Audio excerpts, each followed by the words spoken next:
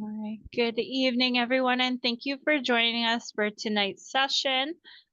This is the second session out of 5 of the Renew Education Series, A Life After Cancer. Tonight's presentation is on sexuality and cancer. We're joined by Nancy Hannon, one of our social workers here at the Cancer Program. Just some housekeeping items for you all. We just ask that you remain on mute during the presentation, but if you have any questions, there'll be time for you to answer them, ask them throughout at the end of the presentation, and then you can put them in the chat during the presentation. A reminder that this session is being recorded and it will be shared with you in the days following the presentation along with the slides that you'll see tonight. And then I'll also be sharing a feedback form. So that feedback form, it really just helps us to kind of guide the future presentations. And if there's any topics that you think should have been covered or anything like that, you can input that into the feedback. And then if you have any questions afterwards, you should have all received an email from me at some point from renew@wrh.on.ca. So that's the email that you can use to correspond to any questions that you may have following the presentation. But without further ado, I will let Nancy take it away with her presentation. Thank you, Shannon. Good evening, everyone. Thanks for joining. As Shannon mentioned, I am Nancy Hannon. I'm one of the social workers here at the Cancer Program. We're very fortunate to have 5 social workers, actually. So I'm one of those 5. And I'm going to present tonight the sexuality in cancer. So Shannon already did the housekeeping. Just wanting to start off with a quote from the World Health Organization. So they're known as WHO, defines sexual health as the integration of somatic, emotional, intellectual, and social aspects of sexual being in ways that are positively enriching and that enhances personality, communication, and love. This definition of sexual health expands beyond the physical and reminds us as healthcare professionals that the notion of sexual health implies a positive approach to human sexuality, and the purposes of sexual health care should be the enhancement of life and personal relationships, and not merely the counseling and care related to procreation or sexually transmitted diseases. So why this session? We felt this session was really important because it demonstrates that research has shown that healthcare providers, so the physicians that you're meeting with, are willing to talk about sexual issues with patients if the patient brings it up. But the same research also shows that patients are waiting for healthcare providers to ask them. So the end result is silence. And that can cause a problem because everyone that goes through cancer, no matter what type of treatment you have, there is some impact on your sexuality. So the reasons why this happens, both the healthcare provider and the patient can sometimes be embarrassed and not want to talk about their sexuality or discuss a private part of their life. For healthcare providers, believe it or not, they're not provided with a great deal of education about human sexuality, and they're afraid of being seen as lacking knowledge on the subject if asked. So yes, they go through medical school, they learn a lot about biology, obviously, and the body, but the human sexuality piece is what is often missing in their education.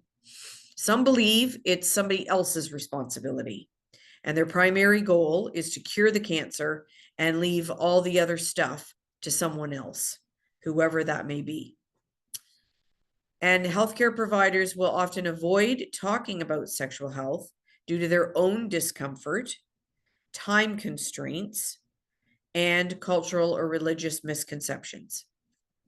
And oftentimes, healthcare providers make assumptions that regarding their patients' sexual orientation or relationships.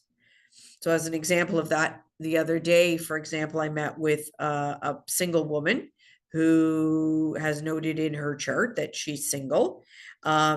but then she was talking to me about, some personal sexual health relationships that she had.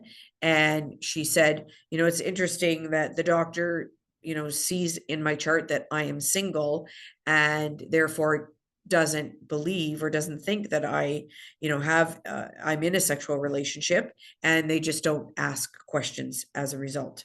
So she had some issues, but no, they weren't being addressed because nobody asked.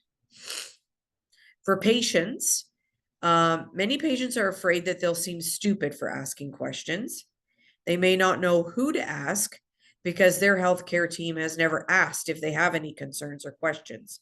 So they're not really certain as to who they should direct their questions to. Should it be the nurse? Should it be the doctor? Should they, ask to speak to someone else? And in many cases, patients feel awkward talking to the physician if they are of the opposite sex, a different age, whether older or younger, and or of a different culture. And they're uncertain whether, is it okay to talk about these things? Is it okay that I ask questions? So these are all potential barriers. The purpose of this presentation is to provide valuable information so all people, any gender, age, sexuality, or relationship status, have the right to ask questions about sexuality and sexual functioning, and to have those questions answered in a way that they understand and makes sense for them. So today's discussion, I'm going to discuss intimacy, sexuality, and the factors that impact them. Talk about how cancer treatment can impact sexual function, and identify things that you can do to help and where you can find support. So the goals of this presentation are to outline 7 sexual health challenges that patients with cancer and their partners face.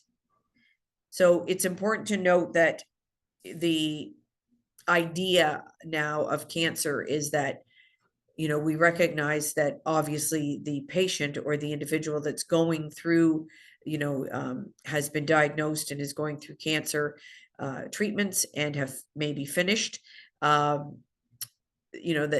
you're the primary person that's going through it.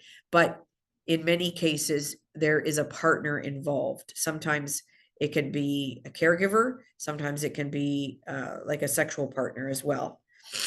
Identify and use at least 3 helpful suggestions to improve intimacy and sexual relationships, and discover resources in the community to address sexual health concerns. So intimacy. Intimacy is the sharing of identity, mutual acceptance, closeness, reciprocal rapport, and heart-to-heart understanding. It's closely linked to communication rather than sexual functioning. And it's an important part of our self.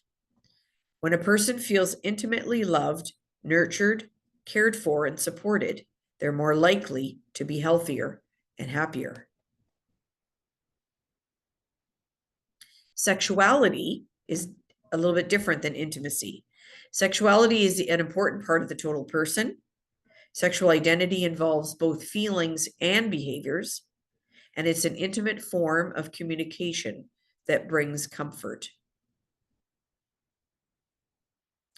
Sexuality is influenced by cultural beliefs, religious beliefs, stressors, past experiences, and relationships. Intimacy, touch, self-esteem, emotional and social interactions, and communication help capture sexuality. So it's not just any one of those things, it's a combination.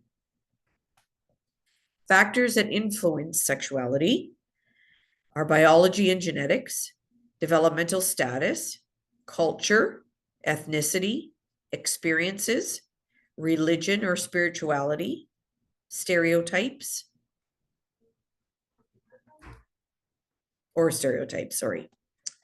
Intimate relationships are based on trust and the ability to interact with others. And intimate relationships are often modeled in our childhood homes as we grow up. Early relationships impact the way persons interact with others emotionally, intellectually, physically, and sexually. So I encourage all of you to kind of think about, your own childhood and growing up and the relationships that you were modeled for you, relationships within your own homes, within say your parents or your grandparents, and family members, how they interacted with each other and how they displayed or demonstrated caring, love, and intimacy. So there's 4 major types of intimacy. And initially, I think I think it's common for any one of us to kind of, when we think of intimacy, we automatically think of the physical component of intimacy and having sexual relationships. However, actually, the most important one is really emotional. So the emotional intimacy is the level of trust, personal bonds, biochemical response, and social dimension that follows from physical closeness. Secondly, is an intellectual type of intimacy. So it's the exchange of thoughts, ideas, enjoying similarities, and differences of opinions in open and comfortable ways. Thirdly, is experiential, is the sharing of mutual activities. And the last is the physical, which is what I had sort of indicated is sort of what we think initially as being the most important. So touching, holding, hugging, kissing, rubbing a back, and sexual activity. And it can be hard to differentiate because in today's society, we are so bombarded with movies and things on our tablets and our phones that really emphasize the physical type of intimacy. So sometimes the other 3, experiential, intellectual, and emotional, get lost. And you can often see in a lot of different relationships that if the emotional, intellectual, and experiential pieces of intimacy are not created or not strengthened, then intimacy has a tendency to break down. So these next 2 slides are just a general picture of the male reproductive system and then the female reproductive system. Mainly, I put these slides in just because I think it is important that we understand the parts of our own bodies and the appropriate names for them. Because oftentimes people may not always know the different parts of the male reproductive system or the female reproductive system.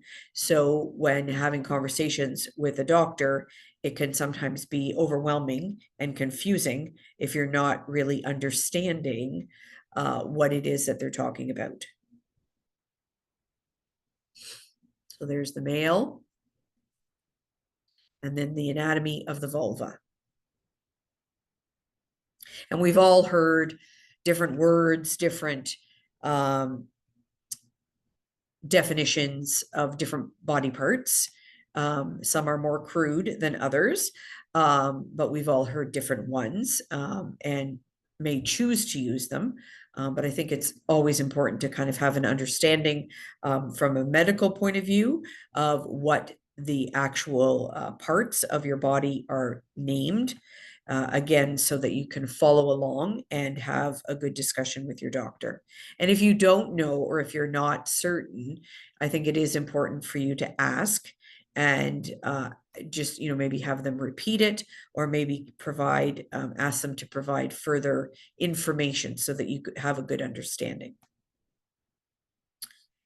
So the human sexual response cycle, there's been a few research projects that have occurred over the years.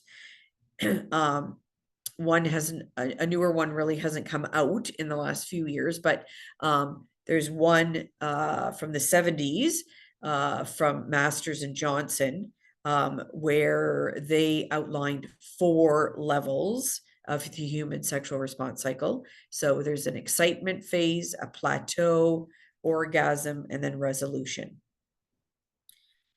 And then Helen Singer Kaplan developed one human sexual response cycle that had 3 levels to it: desire, excitement, and orgasm. And she stated that both men and women experience these phases, although the timing is usually different. So, for example, it's unlikely that both partners will reach orgasm at the same time. The female response cycle focuses on thoughts and feelings, and then sexual arousal happens. Sexual satisfaction can be an orgasm or seeing one's partner enjoying the experience. So it is important to understand that no matter what disease, cancer diagnosis you have or had and have gone through, each disease site has its own unique issues that are related to diagnosis, surgery, chemotherapy, or radiation treatments. So no disease is without that. Chronic medical illnesses such as cancer tend to disrupt the desire and arousal phases of the sexual response cycle.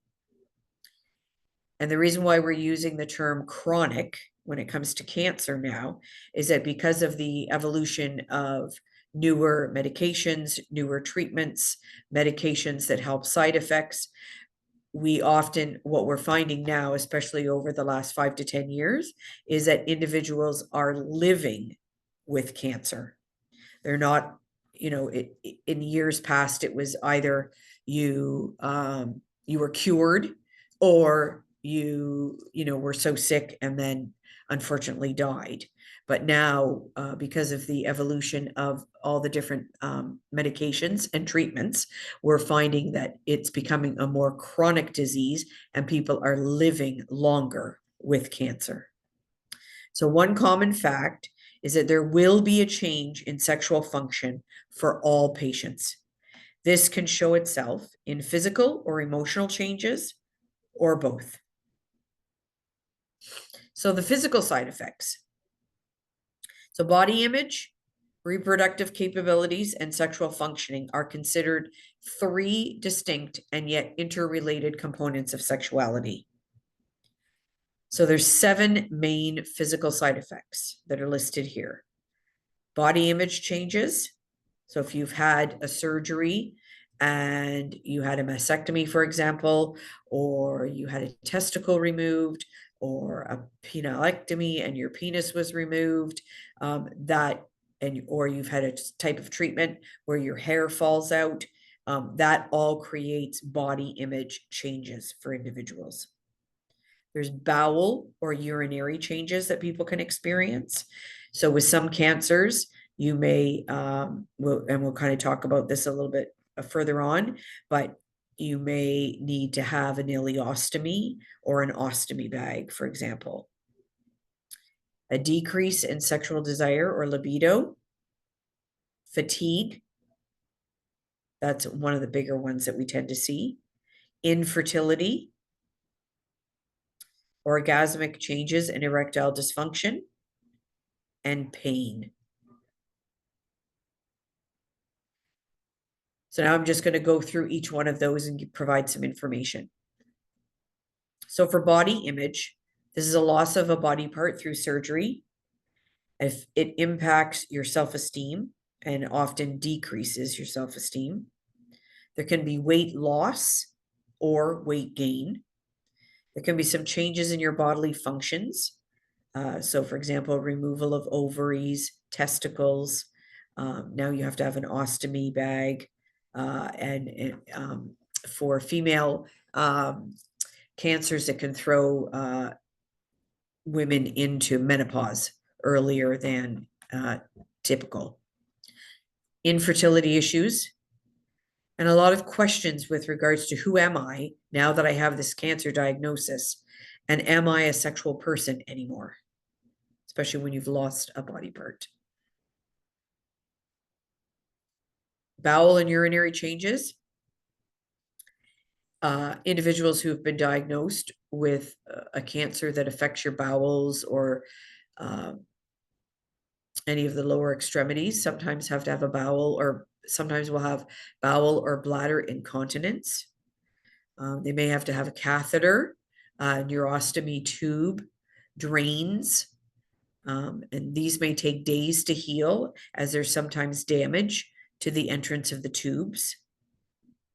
Catheters, if you have to have a surgery and need a catheter, the catheters can cause impact on the stream of the urine, leaking, and incontinence. Some individuals may have a colostomy, which is a bag on the outside, that an ileostomy for stool, a urostomy, where the abdominal wall redirects the urine, an ostomy or a stoma. And then you can also, some people can experience diarrhea or constipation. That can be from surgery and or from treatment. And then there's often odors involved in these issues as well. So all of these can have a very large impact on individuals and how they feel about themselves and how comfortable they feel being with a partner. Decreased sexual desire and libido. So chemotherapy, radiation therapy, surgery, hormonal treatments, and medications can all impact sexual desire and libido. Fatigue is huge, as I mentioned. Pain, when we're in pain, that's really all we can kind of focus on, and it's very hard to get past that. So, once your pain is managed well, then you feel like you can kind of function and do other things. Nausea and vomiting, and other medications that people may take. So you may have other medications that either the oncologist has prescribed or maybe your family doctor or nurse practitioner, such as antidepressants, blood pressure medication, and pain medications. So they can all create a decreased sexual desire. Depression, anxiety, and stress, body image changes, infertility issues, a fear of restarting sexual activity, and relationship changes or conflicts. So they all are factors. Fatigue. This can be from depression, changes in your lifestyle, medication side effects. So for pain, anti-nausea medications, any psychiatric drugs that individuals might be taking. Stress. When you're going through treatment, stress can be very high. It could be related to some financial issues that you're having, relationship issues, or just trying to cope and manage with your diagnosis and treatments. Surgery, chemo, and radiation therapies. Infertility issues. So there's many issues related to that, banking of the sperm or ova.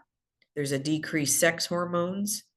There's hormonal therapies, the inability to have a child, whether that be in the short term while you're on treatment or long term, depending on the type of treatment and or if you've had specific surgery that can prevent you from having children. And then there's a loss attached to that and grieving that needs to occur, and changes in how one perceives their gender role. Orgasmic changes for women.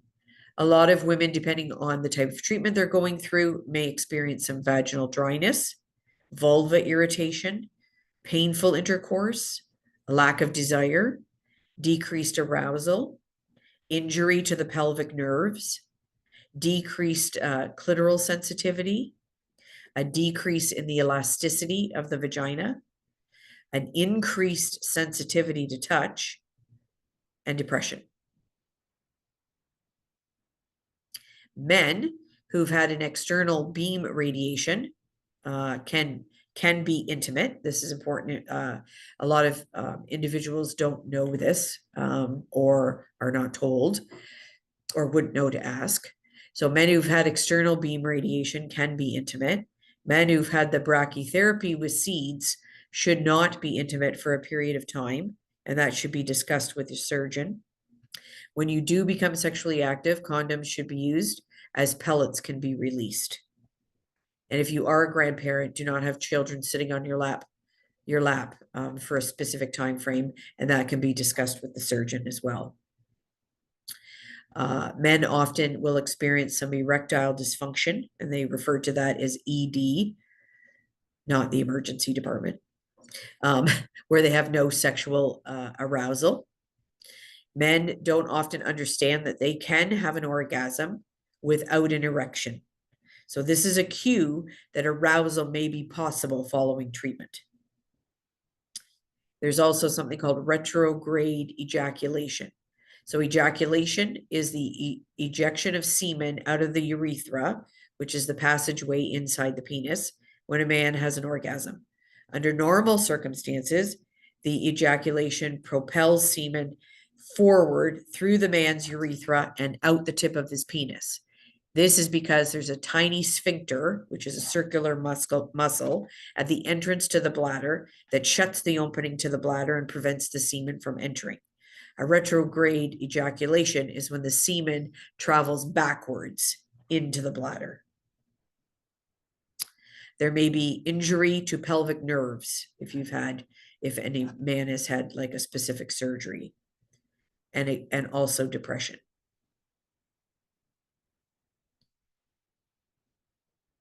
But for both, there is definitely a disruption of the sexual response cycle. And the last one was pain. So sometimes when we experience pain, as I mentioned, it's very hard to focus on anything other than the pain. That sort of comes to the forefront and it takes over, and it's very, very challenging. If you have painful intercourse, then you're going to be very hesitant and not want to engage in that activity. There could be side effects of pain medication, which decrease the sexual response cycle. And there could be some skin sensitivity that may increase or decrease, causing discomfort, so arousal does not happen.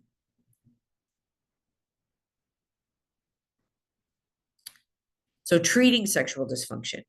It's really important to educate yourself on changes in sexual functioning.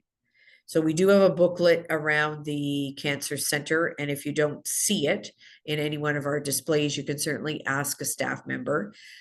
There's a great little informative booklet from the Canadian Cancer Society, and it's entitled Sexuality and Cancer. You can speak to your care team about any concerns and changes that you may be experiencing in your sexual functioning. You could talk to your partner about your feelings of loss, fear, and changes in your relationship since the cancer diagnosis. You can also request counseling as an individual or with your partner for emotional concerns. And you can learn new ways to communicate sexually with your partner.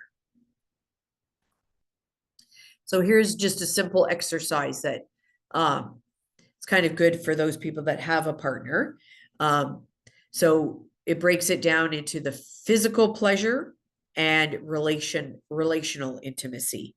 So on the arrows, you would just mark down, you would want to think about what you value as an individual in your relationship, and where you would put, like say an X on the vertical line to indicate the degree to which you value, physical pleasure or having sexual relationships. So if it's valued high, then you would put it up towards the top. And if it was valued lower, you would put it down towards the center. And again, same thing for the relational intimacy. And then you can connect those X's and then also have your partner do it. So you have an idea. That may be a good starting off point in terms of how to begin to have an open discussion with your partner. And then you can get a sense of where each of you are and then be able to discuss things a little bit further. So new ways to communicate, reduce the fear of sex. So just take sexual intercourse right off the table and just enjoy being with each other, spending quality time with each other.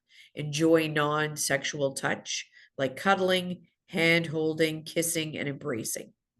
Start sensual touch, and desire and excitement will follow. Follow your post-treatment care. Use of, if you're a female and you've been given directions to use dilators, using those consistently is going to be very helpful to build up the elasticity again and the dryness.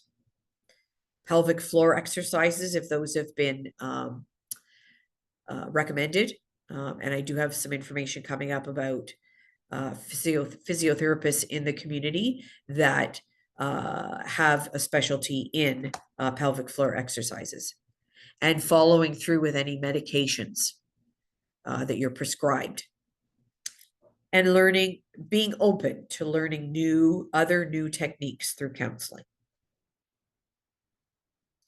So suggestions for female sexual dysfunction: consult with your physician regarding your any questions or concerns that you might have.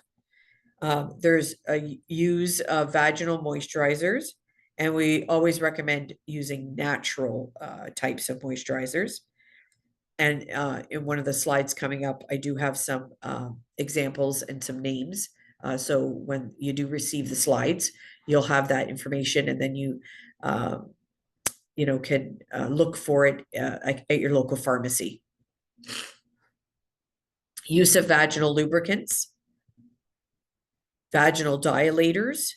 So vaginal dilators come in a variety of sizes from small to large. So it's recommended that you start with the smaller one, and then work your way up gradually, so that you don't do further damage to your vaginal area. Estrogen, if it's not contraindicated. Physiotherapy for pelvic floor exercises. And two of the well-known ones in this area are the Burton Physiotherapy and Chiropractic, and LifeMark, Dougal and Olette. So they have physiotherapists that are trained and know and understand pelvic floor exercises. There are also clitoral stimulators, dildos, vibrators, masturbation, sex toys, fantasy, and erotica. And this is a list of the vaginal lubricants that are available in Canada.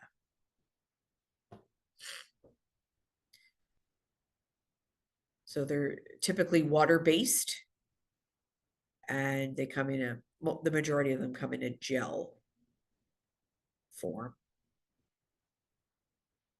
And again, you'll get this in the slides. And then there's silicone-based lubricants as well in Canada. There's the cancer treatments and the vagina. So how do cancer treatments affect my vagina for females? Surgery and radiation treatment to the pelvic area can cause scar tissue to form in the vagina, resulting in the tissue becoming less elastic and dry. This may lead to potential shrinkage of the vagina or the vaginal opening. If this happens, you might find it difficult to dilate, widen or open up your vagina for intercourse, and also for pelvic exams. So vaginal dilators can be used to prevent or manage this side effect. What are vaginal dilators? A vaginal dilator is a smooth plastic, silicone, or rubber cylinder, familiar in shape to a tampon. The dilator works by stretching the tissue of the vagina, helping to make intercourse more comfortable and improve the ease of pelvic exams performed by doctors after cancer treatment. Dilators can be purchased on their own or as a set. Some women use a vibrator, a dildo, or their fingers instead of vaginal dilators. Most vaginas are 3 to 6 inches in length, so fingers alone may not be enough. Please do not use foreign objects. like candles. They may contain lead or food items that cannot be properly cleaned. Vaginal dilators are to be used once your radiation treatments are finished and vaginal irritation has decreased. So typically within 2 to 4 weeks after your last radiation treatment. Women who've had vaginismus may also benefit from using vaginal dilators. Vaginismus is an involuntary contraction or reflex muscle tightening of the pelvic floor muscle that generally occurs when an attempt is made to insert an object. So like a tampon, penis, speculum that's used for a pap test that has to be inserted into the vagina. Vaginal dilators can be very effective tools in helping to stop these contractions, making intercourse or pelvic exams much more comfortable. Suggestions for male sexual dysfunction. Again, consult with your physician, whether it's your family doctor, nurse practitioner, or the oncologist. If you have a relationship with one of them, whatever one you feel most comfortable with. There is medication, oral medication, and also injectables that go in directly into the penis. And I'll have some further information coming up. There are other items called penile vacuum pumps, or VEDs, they're known as vacuum erectile device. Again, pelvic floor exercises are recommended for men as well to assist in strengthening the bladder. So that really helps with urinary incontinence, bowel incontinence, and sexual functioning. So I think in years past, we used to think about pelvic floor exercises typically being used or done by women, especially after they had children, but it is recommended for men as well. And again, I've listed the physiotherapists. There's also penile implants, which come either in soft or firm, masturbation, erotica, fantasy, sex toys, and strap-on dildos. So the oral medications, there's oral medications and then the injections that I was talking about. So the oral medications are referred to as PD5 inhibitors. That's the medical term for them. But we probably commonly know them as Viagra, Pfizer, and Cialis, which many have seen ads on TV or in a magazine or something like that. So there are other brand names available as well. Those three are primarily the most well-known. So they're a form of oral medication, which individuals often feel are the easiest to use. The common side effects, though, are congestion, changes in vision or hearing, and back pain. It takes time for side effects to disappear. So oftentimes people can start taking them, but then stop because they are having some of these side effects. But it's important to continue to take them so that your body becomes adjusted. You need to have, men who've had surgery or radiation need to have some nerve stimulation in order to activate erections.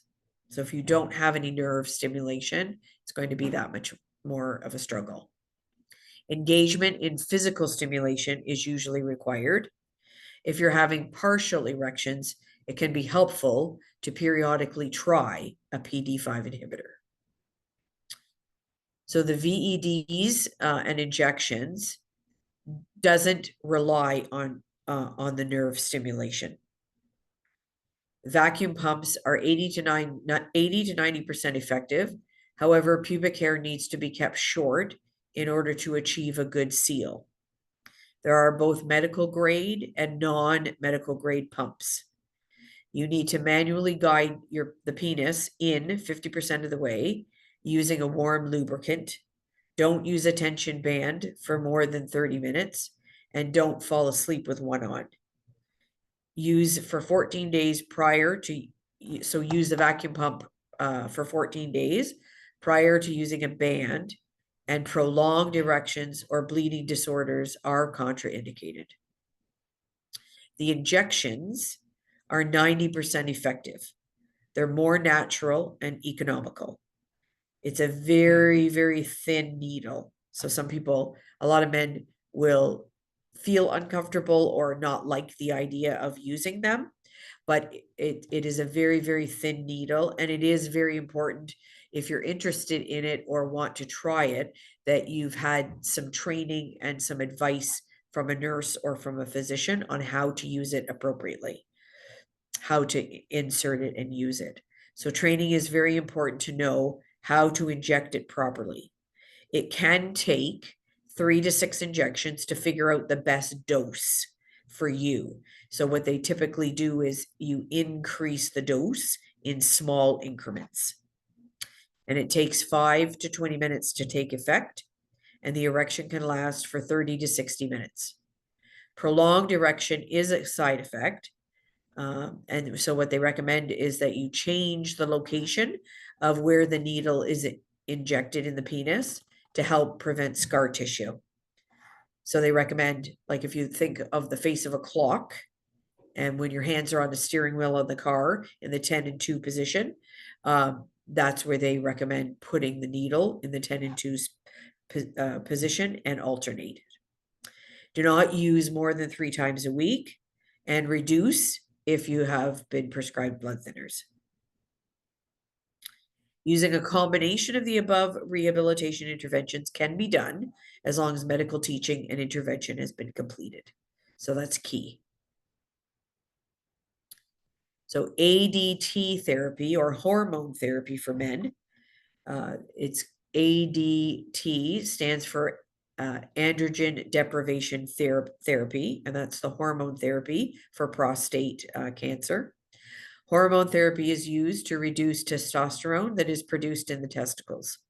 So you can experience a loss of libido, is the most common side effect with this treatment, and changes most men's relationships as it impacts the display of physical affection with their partner. Some couples may not be sexually active at the time of treatment and may notice little change. Some couples readily accept the loss of sex in exchange for a potentially longer life. Some couples may stop having sex and find that they experience sorrow and mourn the loss of their sex life. With the loss of sexual intimacy, some couples stop being physically affectionate, and this contributes to a sense of disconnection in their relationship. Some couples redefine their sexual activity and find new meaning in the activities that they're still able to do. So counseling can be very helpful in this situation. For those men that have gone through prostate cancer, because it's important to be honest with each other and have a willingness to be open to new ideas so that you can enhance your relationship.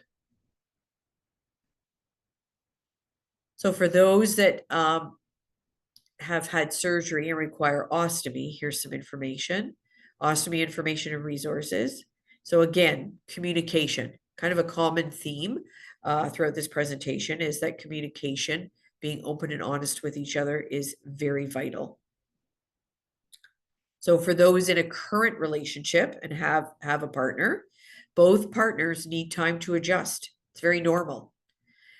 Discuss how you both feel, and kind of come to some conclusion or some agreement on the comfort levels with resuming sexual activity, and encourage the inclusion of a sex therapist or a counselor.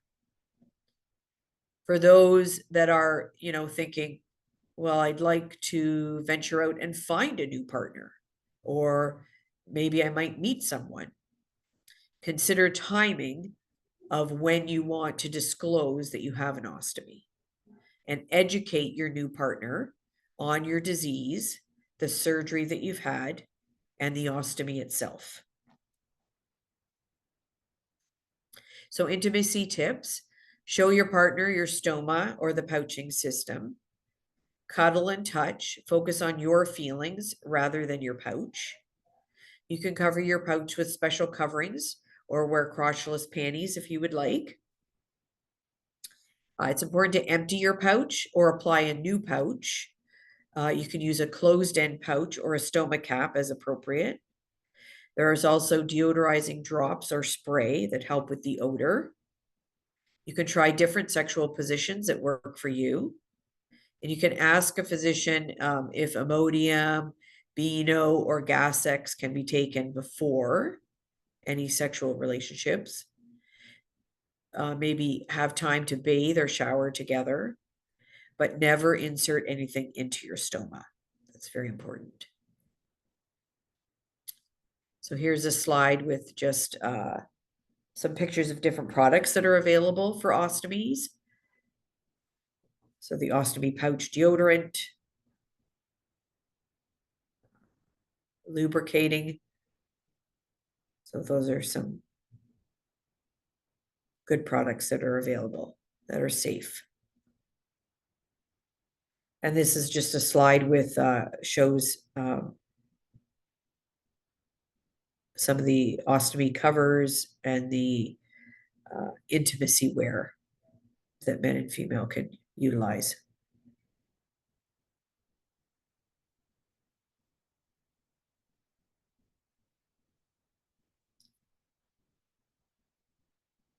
So it can be very discreet. So sexual positions, the goal is to prevent trauma and pressure to the abdomen area, as well as being open to trying new ideas to stimulate healthy sexual relationships. So the recommendations are spooning in bed, standing and leaning on the edge of the bed, sexual positions from behind, the missionary style, froggy, reverse cow, brace position, or standing and having oral sex.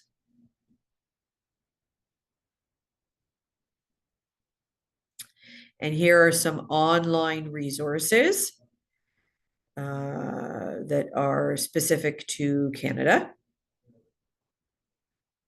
As we all know, we can get on the computer, and when we Google things, we get thousands and thousands of sites, and we can go down some nasty rabbit holes and gets a lot of misinformation.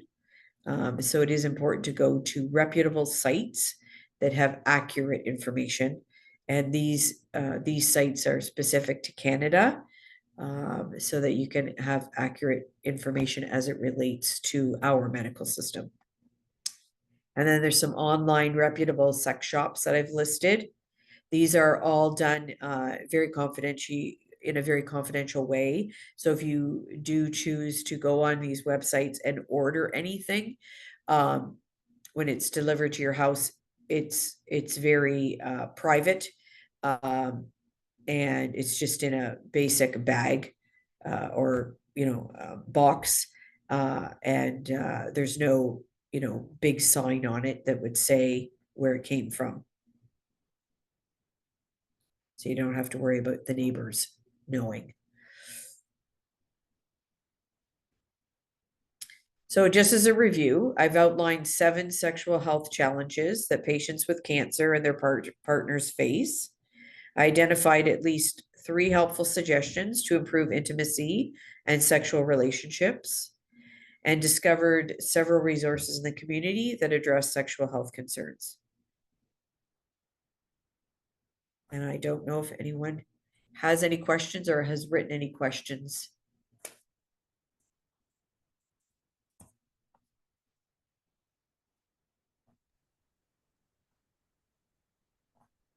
Not seeing any, excuse me, not seeing any questions in the chat, but if anyone has any questions for Nancy, we have some time. Sure. But also, if you're not comfortable asking questions online, you can send me the email and I can forward those on to Nancy and she can answer them for you. Or you can address any questions that you might have, you can address with the medical team as well here at the Cancer Center. And then if there's something that, where maybe you may have some specific questions or with regards to counseling, and then they can forward a referral on your behalf as well. Or you can self-refer, whatever you feel most comfortable with.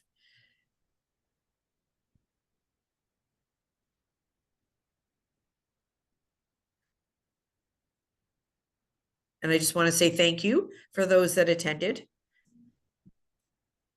I appreciate your time. Yeah, thank you, Nancy, and thank you everyone for joining us.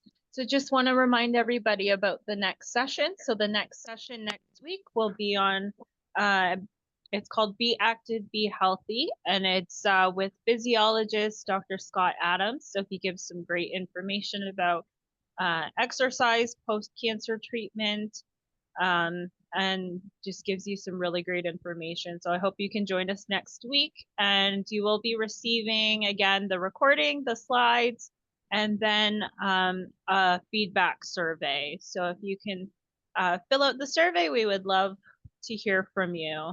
And happy Thanksgiving to you as well, Linda. I hope everyone enjoys a nice long weekend and is able to spend some time with their family and hopefully eat a nice big meal. Definitely. Thank you, everyone.